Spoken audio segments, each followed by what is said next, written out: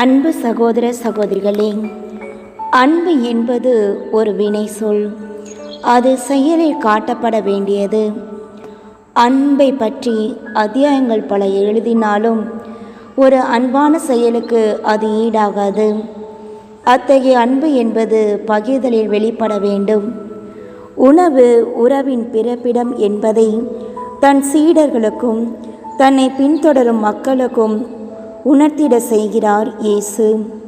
அதிலும் இருப்பதை பகிர்வது நன்று, இருப்பதை எல்லாம் எந்தவித எதிர்பார்ப்பும் இன்றி பகிர்வது மிக மிக நன்று என்பதை இன்றைய நற்செய்தி நமக்கு சுட்டி காட்டுகிறது. இயேசுவின் பார்வை விசாலமானது. பணத்தை சேர்த்து வைப்பதில் அல்ல, மாறாக பகிர்வதில்தான் உண்மையான மகிழ்ச்சி நிறைந்துள்ளது என்கிறார். பகிர்வு நிறைவையும் நிம்மதியையும் வாழ்வில் மகிழ்வையும் நிரந்தரமாக்குகிறது. இயேசுவின் இதயம் எப்போதும் பகிரும் ஏழைகள் பக்கமே சார்ந்திருந்தது. இன்றைய சூழலில் பணம் இருப்பவர்கள் தர்மம் செய்வது வியப்பல்ல, மாறாக பட்டினியோடு இருப்பவர்கள் தங்கள் பசியை மறந்து தானம் செய்வதுதான் வியப்பானது.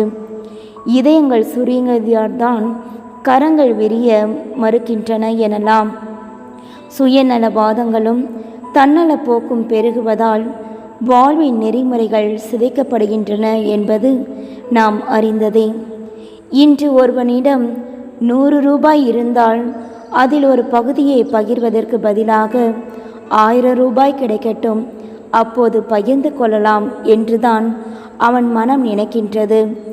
அப்படியே 1000 ரூபாய் கிடைத்துவிட்டால் எனக்கு 10,000 ரூபாய் கிடைக்கட்டும் என நம் மனம் தாவி கொண்டிருக்கும். எனவே சிறிய தொகை இருக்கும்போதே அதில் ஒரு பகுதியை பகிர்ந்து கொள்ள நமது மனம் பக்குவப்பட வேண்டும். சிறிய தொகையில் ஒரு பகுதியை பகிர மனம் வராத போது பெரும் தொகை இருக்கும்போது பகிரும் மனம் கண்டிப்பாக தோன்றாது என்பது உண்மை. பகிரும் மனிதன் வணக்கத்துக்கும் பலரின் வாழ்த்துக்கும் உரியவன். திருவள்ளுவரை எல்லோருக்கும் தெரியும். ஆனால் அவர் காலத்தில் வாழ்ந்த பெரிய பணக்காரர்கள் யார் என்பது யாருக்கும் தெரியாது. பகிர்ந்து கொடுப்பவன் எல்லா காலங்களிலும் எல்லா இதயங்களிலும் நிறைந்தவன் ஆவான். ஆகவே அன்பு சகோதர சகோதரிகளே, அன்புள்ளம் கொண்டவர்களாய் நம்மிடம் இருப்பதை பிறரோடும் பகிரும் உணர்வை தானே இறைவன் நம்மிடம் எதிர்பார்த்து இருக்கின்றார்.